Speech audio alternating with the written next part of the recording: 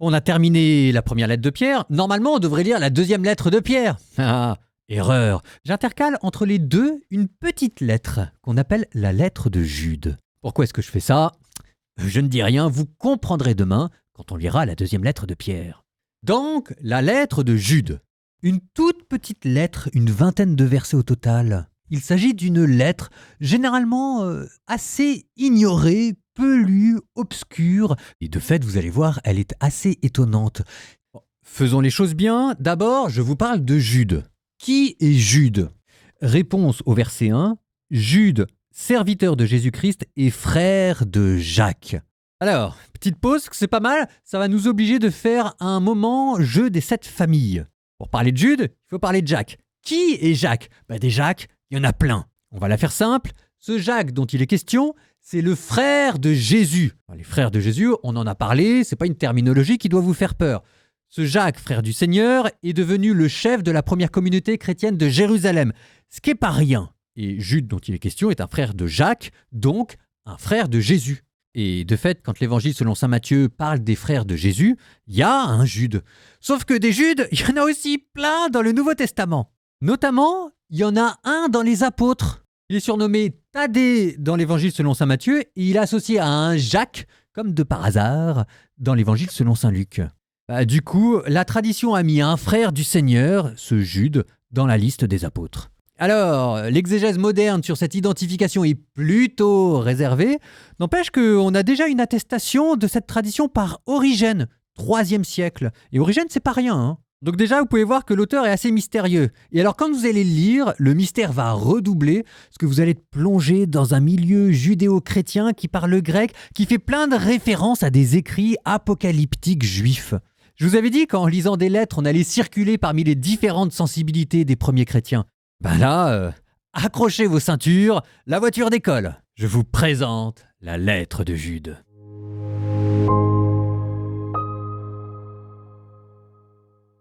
Lettre de Saint Jude.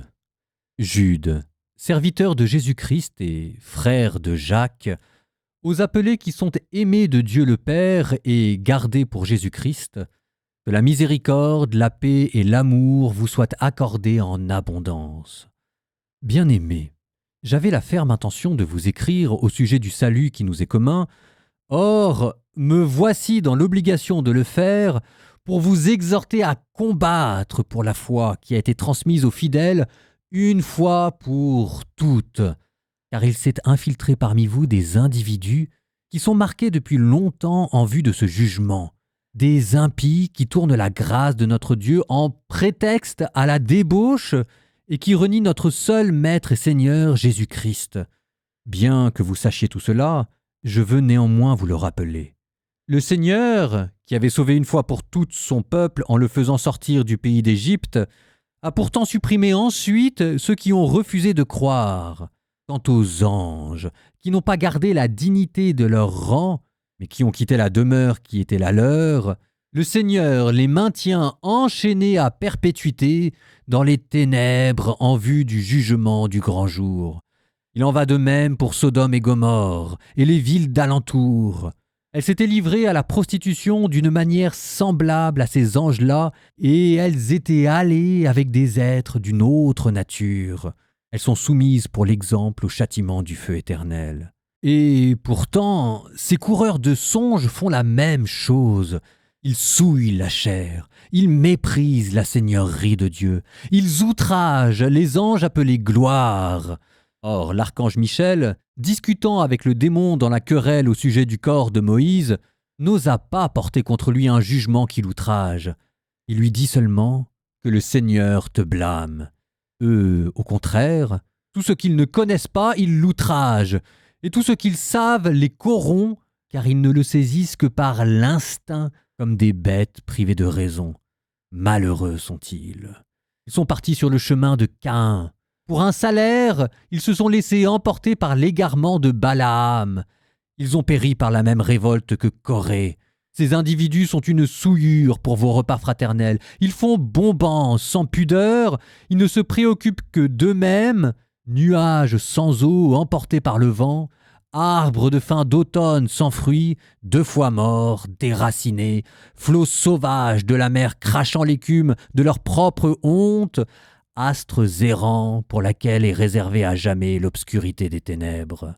C'est encore contre qu'a prophétisé Enoch, le 7e patriarche depuis Adam, qui disait « Voici que le Seigneur est venu avec ses saints anges par myriades pour exercer le jugement universel et accuser toutes les âmes pour tous les actes d'impiété qu'elles ont commis et pour toutes les paroles intolérables que le pécheur impie ont prononcées contre lui.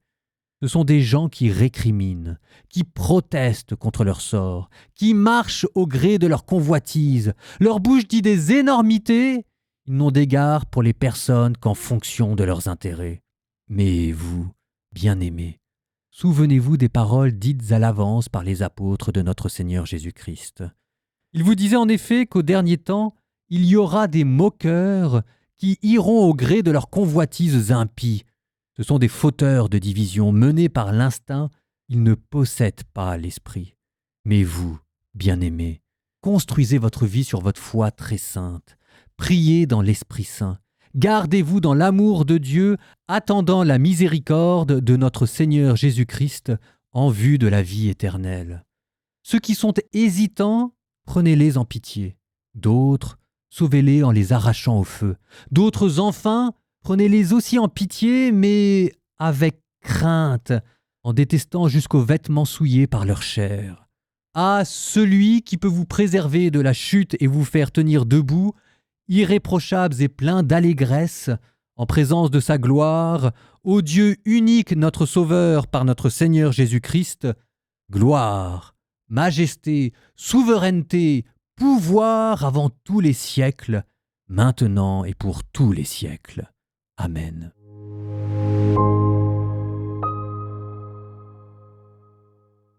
Jude pense qu'il y a des loups qui sont arrivés dans la bergerie et qui transforment la liberté que Jésus-Christ nous a donnée en occasion de débauche. Contre ces personnes, dans une belle inspiration venue de l'Ancien Testament et de l'Apocalypse, Jude vous donnait 3 exemples de jugements qui ont déjà eu lieu. 1. Les Juifs dans le désert, avec la nuque raide, Dieu les a punis et ils ont été engloutis dans le désert.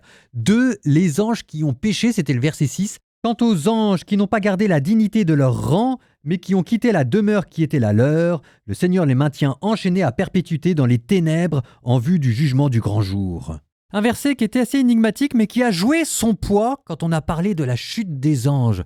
Pour parler de la chute de Lucifer, on a plein de petits versets épars dans la Bible, on n'a pas de grande histoire d'ensemble, et c'est notamment en s'appuyant sur ce verset-là qu'on a réussi à reconstruire le mouvement d'ensemble.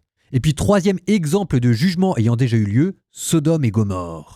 Donc 3 exemples de jugements qui ont déjà eu lieu et qui devraient nous servir d'avertissement, et pourtant, continue Saint Jude, ces loups qui se sont infiltrés dans la bergerie, tout en connaissant ces jugements qui ont eu lieu, continuent de blasphémer, de se révolter.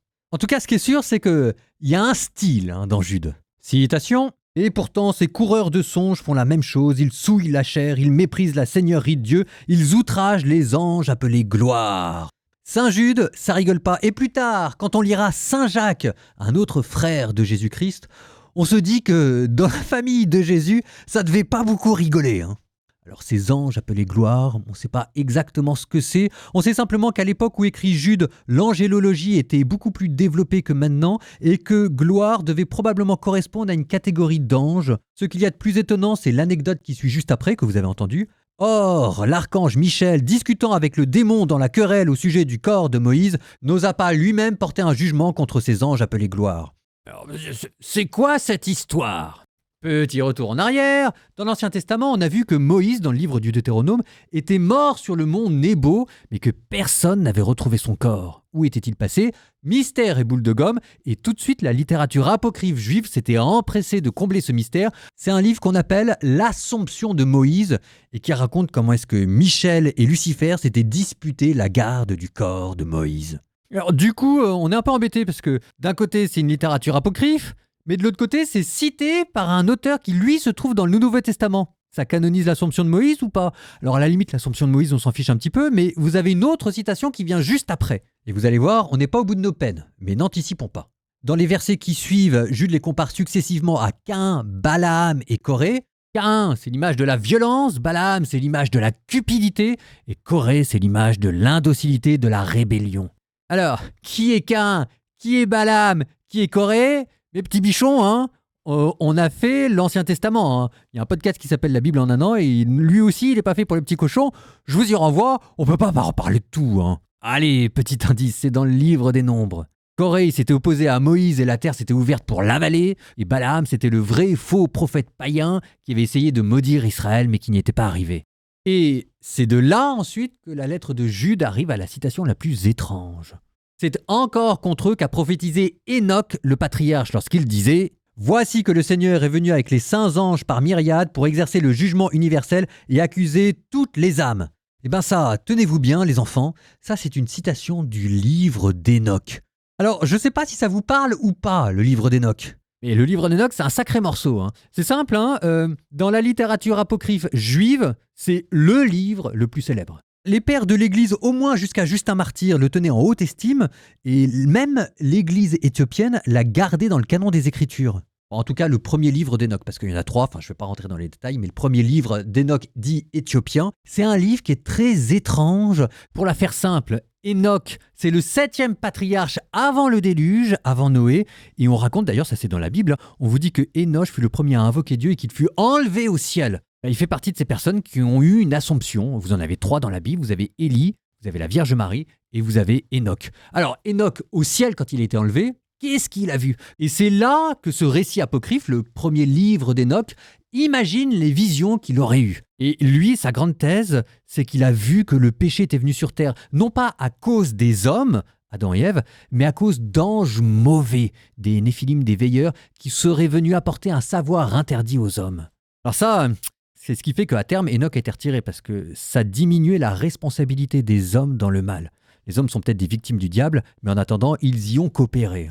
Maintenant, si jamais on voulait être totalement exhaustif, il faudrait aussi qu'on parte du côté de la Mésopotamie, parce qu'il est probable que le récit d'Enoch soit en fait une reprise d'un mythe mésopotamien. Alors là, quand je dis tout ça, je suis en train de perdre tout le monde, mais je vous dis ça parce que c'est un livre qui fascine toute une tradition ésotérique et qui aime bien regarder aux marges du canon biblique. Et c'est vrai que dans ce livre d'Enoch, il y a quand même des belles choses. On vous parle d'un purgatoire, on vous parle des différents cieux, des différents enfers. C'est pas là-dessus que la tradition catholique va d'abord s'appuyer, mais n'empêche que ça trouve aussi là un écho. Et même quand Jésus, dans les évangiles, dit « Alors les justes resplendiront comme des soleils dans le royaume de leur Père », c'est pas impossible que ça vienne d'Enoch. Bon, je vous dis ça parce que comme il y a encore eu des découvertes archéologiques récentes sur Enoch, ça a tendance à enflammer l'imagination collective. Enoch, il faut en prendre, il faut en laisser. Quand même, dans l'ensemble, c'est un livre qui est très bizarre. Et si jamais il n'est pas dans la Bible, c'est parce qu'il n'y a aucune vérité qui soit nécessaire à notre salut dedans. Même si j'avoue que ça fait les délices de ceux qui aiment bien les Écritures. Bon, terminons la lettre de Jude, qui se terminait avec un appel à la miséricorde, qui est un peu bizarre, qui est un peu pétochant. Ceux qui sont hésitants, prenez-les en pitié, d'autres sauvez-les en les arrachant au feu, d'autres enfin prenez-les aussi en pitié, mais avec crainte, en détestant jusqu'aux vêtements souillés par leur chair. Non, vraiment, Jude, ça rigole pas. Nous terminons par une prière finale. Je vous propose pour la prière finale tout simplement de reprendre la louange par laquelle se clôturait cette lettre, et qui est très belle. Au nom du Père et du Fils et du Saint-Esprit, Amen.